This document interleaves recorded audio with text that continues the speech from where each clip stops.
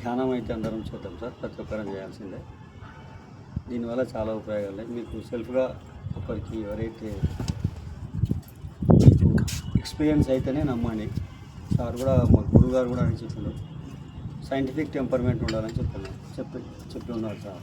Scientific temperament అంటే శాస్త్రీయ దృక్పథాన్ని కలిగి ఉండాలి, ఇది గుడ్డిగా నమ్మొద్దు అని చెప్పి అన్నారు సార్. కాబట్టి ఈ ధ్యానం చేస్తే మీకు లాభం అనిపిస్తేనే దీన్ని కొనసాగించండి. మీకు ఎలాంటి బెనిఫిట్స్ లేకపోయినా, ఎలాంటి ఉపయోగం లేకపోయినా వదిలేయచ్చు, నో ప్రాబ్లం. అది సార్ అంత ఖచ్చితంగా ఆ రోజు 2000 అంటే సార్ ఎప్పటి నుంచో చెప్తుండు, మాకు 2007లో కూడా సార్ అదే చెప్పిండు. కాబట్టి మనం ఏంటంటే మనకున్న సమయంలో కొంత సమయాన్ని ఈ ధ్యానం కోసం కేటాయించుకోవడం మంచిదని అభిప్రాయం సార్.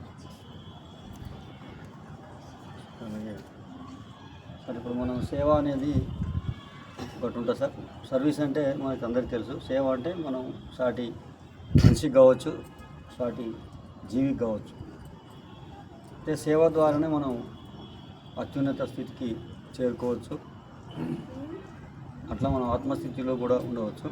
సేవ చాలా రకాలుగా ఉంటుంది.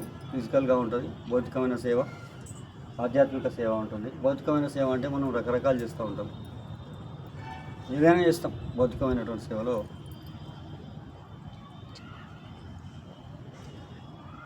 మన దగ్గర డబ్బు ఉన్నట్టయితే కొంతమందికి ఆ డబ్బుతో సాయం చేయవచ్చు. అలాగే మన దగ్గర డబ్బు లేకపోతే ఇంకా ఏదైనా రకంగా సేవ చేయవచ్చు. ఇలాంటి కార్యక్రమాలు జరిగినప్పుడు చిన్న పని చేసినా చాలు, కుర్చీ చేసినా చాలు, మనం మంచి పని చేసినా, ఇది ఒక మంచి పని కాబట్టి చైర్ వేసినా చాలు, టెంట్ వేసినా చాలు, వాటర్ ఇచ్చినా చాలు, 10 మందికి అరటి తొక్కలు తీసేసి సరిపోద్ది. డబ్బు ఉంటే మాత్రం ఏదైనా చేయొచ్చు. డబ్బు ఉంటే ఇంకా మన దగ్గర దానికి మించి ఏదైనా కూడా మనం చేసేటువంటి ప్రతి పని, ప్రతి చర్య, ప్రతి ఆలోచన కూడా రికార్డ్ చేయబడుతుంది. దాన్ని మనం ఆకాశిక రికార్డ్స్ అంటాం. సరే, మనం ఆకాశిక రికార్డ్స్ అంటే ఇంగ్లీష్ పదం అనుకున్నాను నేను.